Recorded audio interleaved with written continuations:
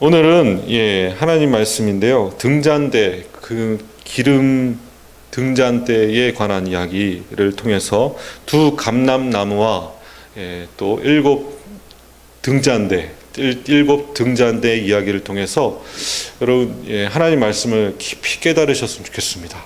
아멘. 먼저 이제 저희들이 좀 약간 3장 말씀을 좀 짚고 넘어가야 될 것 같습니다. 3장은 대제사장 여호수아의 이야기다라는 것을 우리가 보았죠. 대제사장 여호수아는 그의 동료들과 대제사장 여호수아는 예표의 사람들이라고 말씀하셨습니다. 누구에 대한 예표라고 할 수 있죠? 예수 그리스도와 제자들에 관한 예표이죠.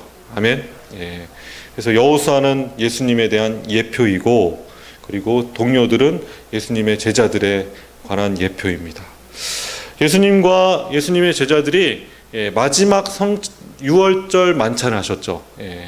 마지막 6월절 만찬을 끝내시고 그리고 성찬식을 하셨습니다. 그렇죠? 첫 번째 성찬식을 하셨습니다.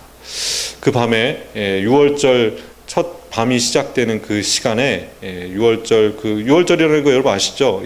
10번째 재앙이 있을 때 어린 양과 쓴나물과 무교병을 함께 나눠 먹으면서 문지방에 문설주에 어린 양의 피를 바르는 그 밤, 그 6월절의 밤에 그들은 마지막 6월절 만찬을 하고 그리고 첫 번째 성찬식을 거행하였습니다.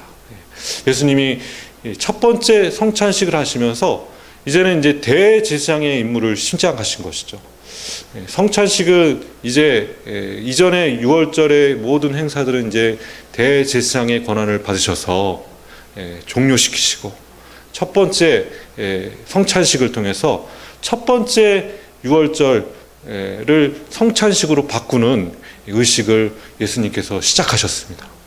예수님이 어떤 권한으로 그 일을 하셨다고요? 대제사장의 권한으로 하셨습니다. 아멘. 예수님께서 그렇게 대제사장의 권한으로 하셨다. 여기 대제사장 여호수아라는 얘기가 나오죠. 이 대제사장의 여호수아는 누구를 예표한다고요? 예수 그리스도를 예표한다라는 것을 볼 수가 있습니다. 그래서 만군의 여호와가 말하노라, 그날에 너희가 각각 포도나무와 무화과 나무 아래로 서로 초대하리라. 우리는 다 그 포도나무와 무화과 나무 아래로 초대하는 그 초대에 응하셔서 이 자리에 오셨음을 여러분 믿으셨으면 좋겠습니다. 그 나라에 우리는 이제 초대받으면 갈 수가 있습니다. 아멘. 예수 그리스도께서 떡과 포도주를 떼시면서 내 살이고 내 피고 새 언약을 선포하셨죠. 믿으십니까? 피로 세운 새 언약. 아멘. 그 옛 언약은 6월절에 어린 양의 피로 세운 언약이고, 이제 새 언약은 예수 그리스도의 피로 세운 새 언약임을 여러분 믿으시길 바랍니다. 대제사장으로서 본인이 어린 양이 되셔서 대제사장인 그분이 본인의 피로 세운 새 언약임을 여러분 믿으시기를 주님으로 축원합니다. 자, 여러분 그 일이 있은 후에 어떻게 그 예수님께서 성만찬을 거행하시고 그 다음에 뭐 하셨죠? 기도하러 가셨죠. 겟세마네 동산에 가셔서 기도하러 가셨습니다. 오늘 이 스가랴 4장 말씀을 보면서 이 시간대별로 보셔야 됩니다. 이제 6월절 만찬이 끝났고 예수님께서 이제 겟세마네 동산에 가셔서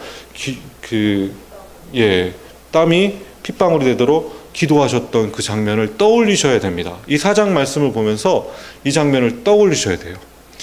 여기서 중요한 게 잔이라는 게 나옵니다. 잔. 예수님께서 그 겟세마네 동산에서 기도하신 내용 중에 잔이 나오는 기도가 있죠. 어떤 기도입니까? 내 잔을 옮겨주시옵소서. 그런 기도가 있죠. 우리 같이 한번 좀 볼까요?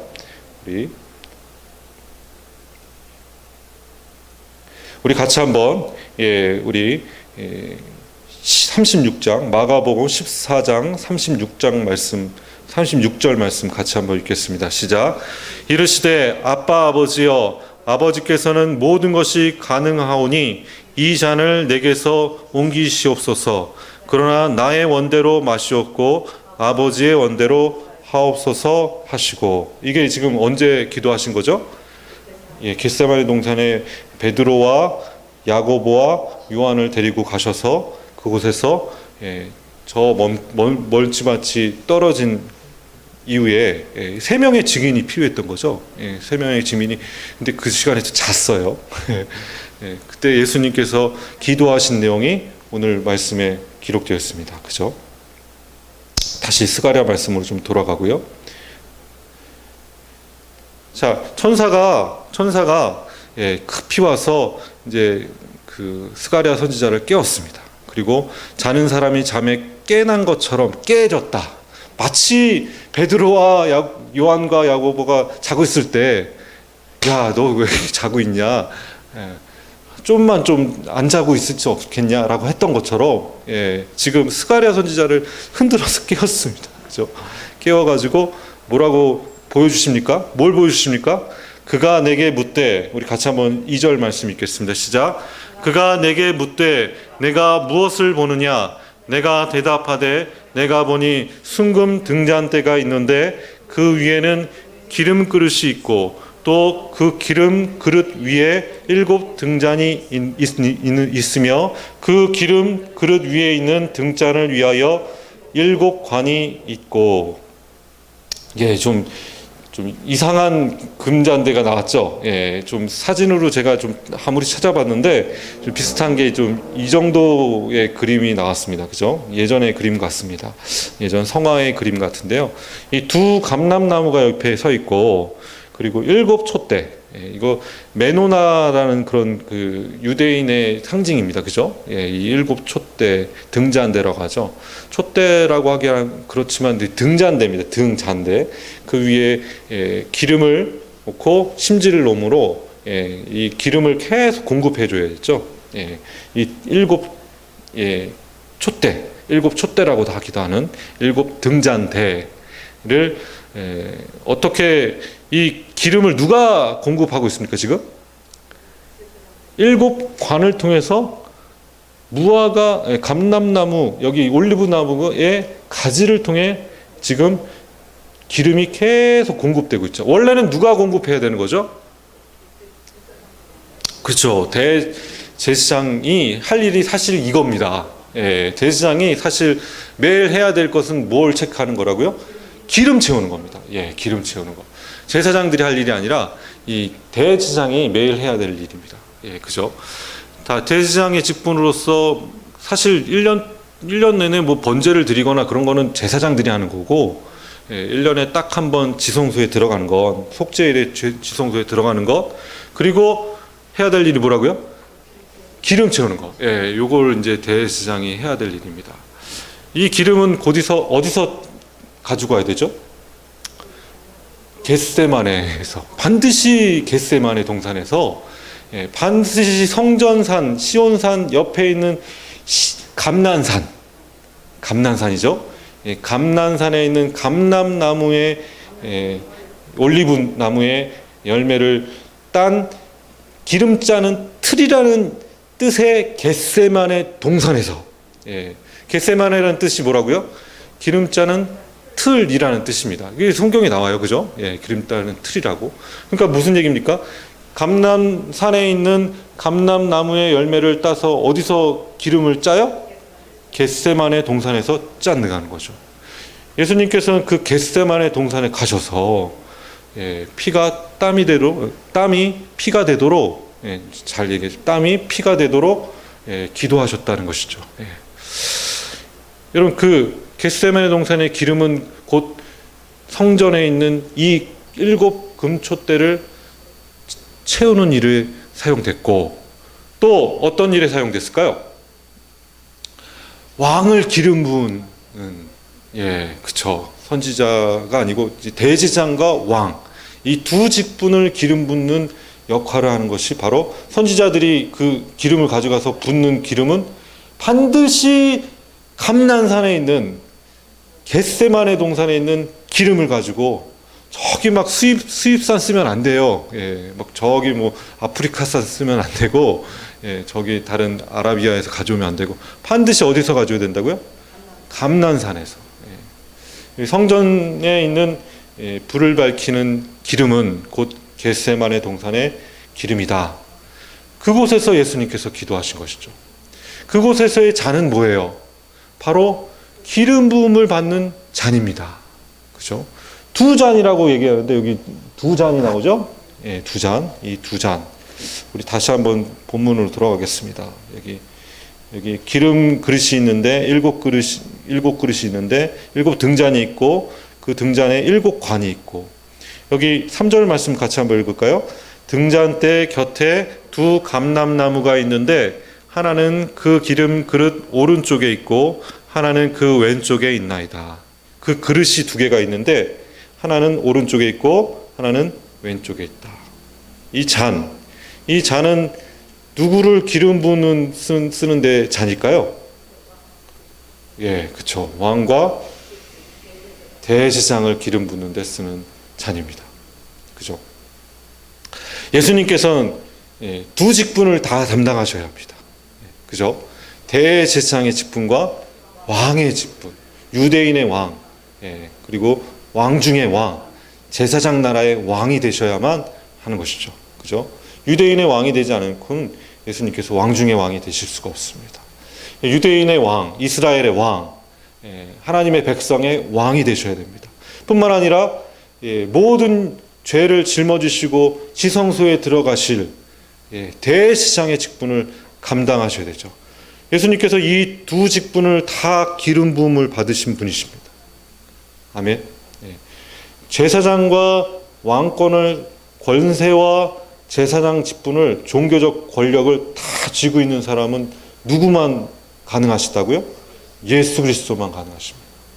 믿으십니까? 다윗과 나단 선지자, 그죠? 수많은 제사장과 또 왕이 함께 일을 하다가 언제 그게 합쳐졌다고요? 한 사람으로 합쳐지는데 그게 예수 그리스도로 합쳐졌다는 것이죠. 아멘. 그래서 두 잔이 한 곳에 합쳐지고 아까 그 그림처럼 한 곳에 합쳐지고 그 한 곳에서 일곱 금촛대로 흘러가서 불을 밝히는, 지금 이해가 되시죠? 예수님은 그 두 직분을 하나로 모으셔서 일곱 촛대로 관우를 통해 가지고 그 기름은 어디서 계속 나오죠? 감람나무에서, 두 양쪽 나무의 감람나무에서 계속 공급되면서 되는 것이죠. 이게 지금 이해가 되시죠? 자, 같이 한번 좀 4절 말씀 같이 한번 읽겠습니다. 이거의 뜻에 대해서 제가 지금 정확하게 이제 뜻에 대해서 천사가 다 말해주는 거예요. 같이 한번 4절 말씀 읽겠습니다. 시작. 내게 말하는 천사에게 물어 이르되 내 주여 이것들이 무엇이리이까? 천사에게 물었어요. 스가랴 선지자가 이거 무슨 뜻입니까? 도대체 이것은 무엇입니까? 내 주여. 그때 5절 말씀 같이 한번 읽겠습니다. 내게 시작.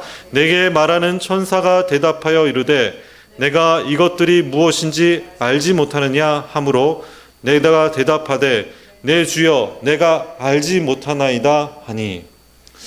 사실 우리가 지금 말씀드린 거 별로 잘 몰라요. 그죠? 저도 잘 몰랐어요. 근데 한 3년 전부터 이걸 굉장히 많이 연구했습니다. 이 금초대는 무엇이지?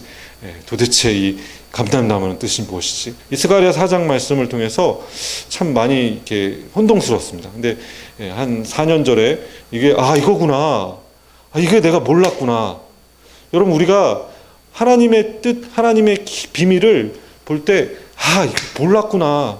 내가 모를 수 있다는 것을 인정하셨으면 좋겠습니다. 아멘. 내가 많은 설교를 들었지만 이거 몰랐구나. 여러분, 우리가 모름을 깨달을 때 여러분 우리가 하나님의 깊은 뜻을 깨달을 수가 있습니다. 내가 모릅니다. 하나님의 말씀은 우리가 이해하고 하나님의 말씀 납득하려고 하는 게 아니고 하나님 말씀이 내려오는 것이고 그 말씀을 내가 모른다라고 얘기하는 것으로 시작됩니다. 하나님 나 모릅니다. 여러분, 스가랴 선지자가 천사에게 뭐라고 얘기합니까? 내가 모릅니다. 여러분, 처음 모른다라고 얘기합니다. 그래야지 하나님이 알려주시죠. 아멘. 자, 6절 말씀 함께 읽겠습니다. 그 대답을 얘기하죠. 시작. 그가 내게 대답하여 이르되 여호와께서 스룹바벨에게 하신 말씀이 이러하니라. 만군의 여호와께서 말씀하시되 이는 힘으로 되지 아니하며 능력으로 되지 아니하고 오직 나의 영으로 되느니라.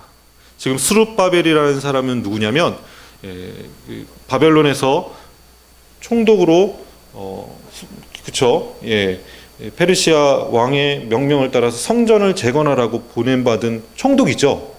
여러분, 스룹바벨의 할아버지는 누구냐면 여호와김 왕입니다. 그러니까 왕족이죠. 자, 스룹바벨은 예수님의 족보에 들어갈까 안 들어갈까요? 들어가죠. 들어갑니다. 김이 할아버지니까. 자, 스룹바벨은 왕족입니다. 왕족이에요. 그래서 70년이 지난 후에 바벨론 포로로 잡혀간 70년 후에 페르시아 고레스 왕의 칙령으로 다시 돌아와서 성전을 재건하는 일을 누가 주도한다고요? 다윗의 자손이 하는 것이죠. 아멘. 예수님의 족보에 있는 스룹바벨이 이 일을 감당하는 거죠. 이 스룹바벨에게 여호와 하나님께서 뭐라고 말씀하셨습니까? 만군의 여호와께서 말씀하시되, 우리 같이 한번 읽겠습니다. 이는 힘으로 되지 아니하며 능력으로 되지 아니하고 오직 나의 영으로 되느니라. 아멘. 우리 다시 겟세마네 동산으로 돌아가겠습니다. 겟세마네 동산에서 예수님께서 어떤 고백을 하셨습니까? 예수님께서 이 왕의 기름 부으는 잔을 받으시면서 이 잔을 내게서 옮기소서. 그러면서 뭐라고 말씀하십니까? 나의 원대로 마시옵고 아버지의 원대로 하옵소서. 내 뜻대로 하지 마시고 내 힘대로 하지 마시고 내 능력대로 하지 마시고 누구의 뜻대로 하시라고요? 하나님의 뜻대로, 하나님의 영으로 이 일을 해 주시옵소서. 이건 누가 고백해야 될 고백이냐면 왕이 고백해야 될 고백입니다. 아멘. 왕권을 가진 자가 고백해야 될 고백입니다. 다시 스가랴 선지자 말씀으로 돌아가죠. 여러분, 왕은 항상 내 능력과 내 힘으로 되지 않고 오직 성령으로, 여호와의 영으로 이 일을 할 수 있다라고 고백할 수 있는 여러분, 그런 왕이 진정한 하나님 기름 부으신 왕이심을 여러분 믿으셨으면 좋겠습니다. 아멘. 예수님은 그 고백을 하신 것이죠. 그리고 스가랴 선지자가 스룹바벨이 하나님께서 하신 말씀을 들으면서 이 모든 것 중에 이 두 잔은, 하나의 잔은 왕에 관한 얘기구나, 왕에 관한 잔의 얘기구나 라는 것을 알게 됐죠. 그러면서 7절 말씀 읽겠습니다. 시작. 큰 산아 내가 무엇이냐, 내가 스룹바벨 앞에서 평지가 되리라. 그가 머릿돌을 내놓을 때에 무리가 외치기를 은총이 그에게 있을지어다 하리라 하셨고, 큰 산 앞에 있는 스룹바벨, 사실 큰 산 앞에 있는 스룹바벨이 초라하지만 스룹바벨이 그 앞에 그 모든 것들, 큰 산까지도 다 평지로 만드는, 반석으로 만드는. 여러분, 예수님께서 다시 이 땅에 재림하실 때 여러분 산들은 다 평지가 돼버리죠. 새하늘 새 땅. 여러분, 요한계시록에 보면 예수님께서 이 땅에 오시기 직전에 이 땅은 다 평지가 돼버려요. 큰 산은 없어져 버립니다. 아멘. 그리고 예수님께서 이 땅에 오시죠. 여러분, 이 예수님이 오실 때 평지가 되리라. 이 말씀은 예수님께서 이 땅에 오실 때 평지가 되리라는 말씀을 스룹바벨과 예표로 얘기한 것이죠. 아멘. 그때 뭐라고 얘기합니까? 은총이 그에게 있을지어다. 모든 구원은 주님께 있습니다. 모든 구원은 구원하심이 보좌에 앉으신 하나님과 어린 양께 있도다 라고 외치셔야 될 줄 믿습니다. 아멘. 우리 8절 말씀 같이 한번 읽겠습니다. 시작. 여호와의 말씀이 또 내게 임하여 이르시되 스룹바벨의 손이 이 성전의 기초를 놓았은즉 그의 손이 또한 그 일을 마치리라 하셨나니. 지금 성전의 기초를 놓고 이 스룹바벨이 성전을 놓쳤던 그 손이 그 일을 마치리라. 성전이 건축되다 지금 수습됐는데 스룹바벨이 짓기 시작한 그 성전은 누가 마무리한다고요? 스룹바벨이 마무리할 것이다 라고 이 일은 결국에 스룹바벨이 마무리할 것이다 라는 얘기를 하게 됩니다. 여러분, 이 스룹바벨의 성전의 기초 위에 예수님께서 그 새로운 성전을, 새하늘의 새 예루살렘을 이 땅에 보내실 것이람을 믿으시기 원합니다. 아멘. 자, 10절 말씀 함께 읽겠습니다. 10절 시작. 작은 일의 날이라도 멸시하는 자가 누구냐? 사람들이 스룹바벨의 손에 다림줄이 있음을 보고 기뻐하리라. 이 일곱은 온 세상에 두루 다니는 여호와의 눈이라 하니라. 아멘. 작은 일을 통해서 하나님께서 큰 일을 이루시는 분이심을 믿으시기 원합니다. 작은 일이라고 멸시하지 않으셨으면 좋겠습니다. 작은 공동체라도, 우리 같이 작은 교회지만 이 작은 교회를 멸시하는 자 없기를 원합니다. 왜냐하면 작은 교회로부터 시작해서 큰 하나님의 성전이 건축될 수 있음을 믿으시기 원합니다. 스룹바벨이 참 돌아왔을 때 미천했죠. 참 없었어요. 그 요세푸스라는 그 역사자가 스룹바벨이 성전을 건축하다 보니까 많이 이렇게 부족한 것들이 많아서 다시 이제 페르시아 왕 앞에 가가지고 성전 건축비를 좀 달라고 다시 요청하는 그 장면이 이제 요세푸스의 2권에 나옵니다. 가서 페르시아 왕한테 가가지고 페르시아 왕과 이렇게 대면하면서 이야기했던 것들, 뭐 이런 얘기들이 이제 쭉 나옵니다. 그래서 페르시아 왕이 너무 스룹바벨이 기특해가지고 성전 건축비를 엄청 줘가지고 돌려보냈다, 이런 얘기가 이제 요세푸스의 그 역사 기록에 있어요. 자, 그 중간에 스톱했던 그 성전이 스룹바벨이 가가지고 페르시아 왕한테 성전 건축비를 다시 얻은 후에 다시 건축을 시작했다라는 게 요세푸스의 역사학자의 이야기입니다. 그래서 4년 만에 끝내버렸어요. 다시 건축이 시작한 8년 동안 사실 멈췄는데 다시 멈춘 그 성전을 4년 만에 끝내버리는, 성전이 완공되는 모습을, 스룹바벨이 완공시키는 모습을 우리가 보게 되죠. 아멘. 그래서 스룹바벨의 손에 다림줄이 있음을 보고 기뻐하리라. 그 일곱은 온 세상에 다니는 여호와의 눈이라. 뭐 일곱 천사일 수도 있고, 이게 하나님이 도와주셨다는 얘기죠. 이 눈은 곧 빛이죠. 영광의 비침입니다. 그 금 촛대, 일곱 촛대, 이 일곱 교회, 일곱 개의 그 눈, 이것이 바로 성령을 의미하기도 하고, 그래서 일곱 개 촛대 등잔디 위에 일곱 심지가 있는데요. 77에 49. 그래서 오순절, 마가의 다락방, 성령, 이 빛은 곧 성령임을 의미하고 하나님의 영을 의미한다 라고 좀 해석도 할 수도 있습니다. 아멘. 자, 그러면서 이제 그 금관을 통해 가지고 감람나무의 올리브 오일을 계속 공급해 주는데, 그 옆에 있는 감람나무는 도대체 무엇이냐라고 이제 물어보죠. 우리 11절 말씀 같이 한번 읽겠습니다. 시작. 내가 그에게 물어 이르되 등잔대 좌우에 두 감람나무는 무슨 뜻이니까 하고, 다시 그에게 물어 이르되 금 기름을 흐르는 두 금관 옆에 있는 이 감람나무 두 가지는 무슨 뜻이니까 하니. 지금 그 이야기를 하죠. 금 기름을 흐르는 그 가지는 무슨 뜻이고 두 나무는 무슨 뜻입니까? 라고 스가랴 선지자가 물어보죠, 천사에게. 자, 천사가 뭐라고 대답합니까? 13절 말씀 읽겠습니다. 시작.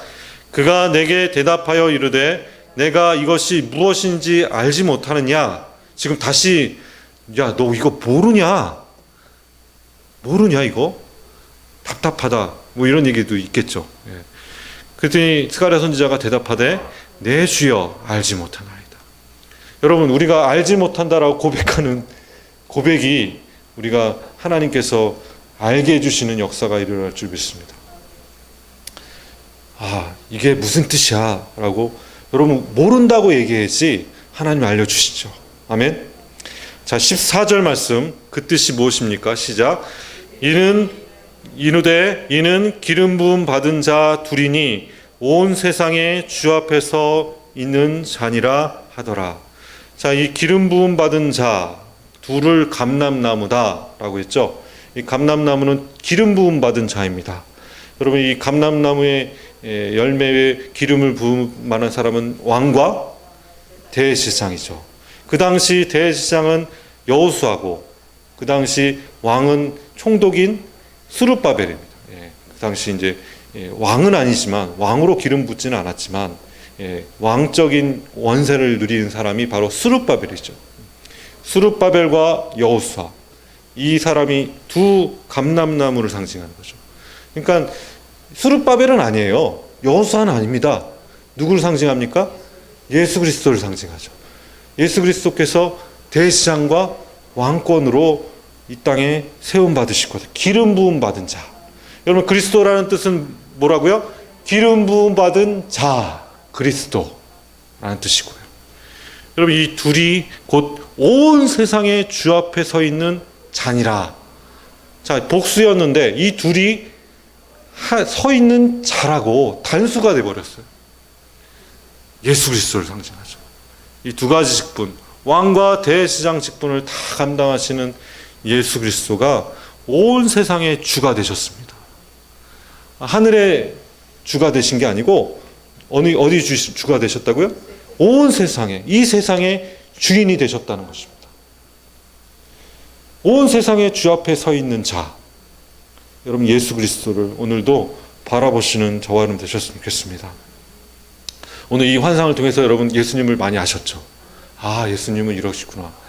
우리가 흔히 이제 겟세마네 동산에서 예수님께서 그 잔을 받으시면서 이 잔을 좀 멀리 해 주십시오라고 한 것이 십자가의 고통을 너무 고통스러우셔서 십자가의 그 형벌을 받지 않으시려고 좀 안 받으시려고 인간적인 모습을 보이셨다. 이 해석이 사실 이제 많은 이제 목사님들이 하시는 설교잖아요. 저는 그 의미도 분명히 있습니다. 분명히 있는데 이 잔은 곧 왕의 기름 붓는 잔이거든요. 예수님께서 이 잔을 내게서 옮기시옵소서라고 하신 말씀은 왕이 해야 될 고백입니다. 세상 왕들도 이 고백해야 됩니다. 세상에 대통령 되려는 사람이 막 대통령 되려고 하는 사람이 대통령 되면 어떻게 됩니까? 정말 그런 사람 대통령 되면 안 됩니다. 난 대통령 되기 싫어요. 나는 왕 되려고 하지 않으려고 그래요. 이런 사람 왕 시켜야 됩니다, 여러분. 그죠? 이런 사람을 우리가 장관 시켜야 되고, 이런 사람을 대통령 시켜야 되죠. 하기 싫은 사람 억지로 갖다 세워놔야지 되는 것입니다. 그렇죠. 사울이 사실 그랬잖아요. 다윗도 사실 계속 도망다니면서 사울이 죽기까지 기다린 것도 아니고 왕 기름 부음 받는 것을 계속 거부했어요. 그죠? 이런 사람이 세상의 왕이 되어야 될 줄 믿습니다. 아멘. 그래서 예수님이 그 말씀하신 것은 우리 권세 잡은 자들, 우리 왕 될 사람들 이 고백하라고 대표로 하신 겁니다. 저는 그렇게 믿습니다. 아멘. 사실 예수님께서 그 잔이라는 것은 두 가지 잔이 있죠. 하나는 은혜의 잔이 있고 하나는 진노의 잔이 있어요. 심판의 잔이 있습니다. 예수님께서 십자가에 달리시는 것은 저는 은혜의 잔이기 때문에 기쁘게 받으셨다고 저는 생각합니다. 전혀 주저하지 않으시고 은혜의 잔을 받으셨을 것이라고 저는 믿습니다. 근데 진노의 잔, 그렇죠? 다 집어주시고 그리고 심판하셔야 될 심판의 예수 그리스도. 마지막 때 누가 심판하신다고요? 예수 그리스도께서 진노의 잔을 이 땅에 쏟아 부셔야 되는 상황이 벌어지죠. 여러분, 예수님께서 거부하시고 싶은 잔은 은혜의 잔이 아니라 진노의 잔입니다. 요한계시록에 나오는 진노의 잔이죠. 진노의 잔을 예수님 받길 원치 않으셨습니다. 그러나 받으셔야 돼요? 안 받으셔야 돼요? 내 뜻이 아니고 아버지 뜻대로 내가 하겠습니다. 아버지의 뜻이 마지막 때에 진노의 잔을 붓는 그 일을 나에게 맡기신다면 내가 하겠습니다. 예수님의 놀라운 그 깊은 뜻을 여러분 오늘 깨달으시기를 주님의 으로 축원합니다. 그 진노의 잔이 거부하시고 싶으셨지만 결국에는 예수님께서 그걸 받으셨고 마지막 때에 이 땅에 쏟아 부으실 것입니다. 여러분, 이 두 감람나무와 7 촛대, 그리고 두 기름잔이죠. 기름잔. 이 두 기름잔. 그 두 기름잔이 하나 되는 잔. 여러분, 이 두 잔과 두 감람나무와 이 가지. 여러분, 예수님 나는 가지고 너희들은 열매다 말씀하셨죠. 가지. 예수님이 그렇게 축복의 통로 되셨고, 이 모든 것이 이제 그림으로 형상으로 다 그려지셨으면 좋겠습니다. 하나님께서는 이렇게 예수님을 설명하시려고 시청각 교육을 하시고 계신 거예요. 하나의 그림을 쫙 펼치고 우리에게 설명하시는 겁니다. 스가랴 4장의 말씀이 예수님을 더 깊이 이해하시는, 여러분 깨달으시는 저와 여러분 되시길 주님으로 축원합니다.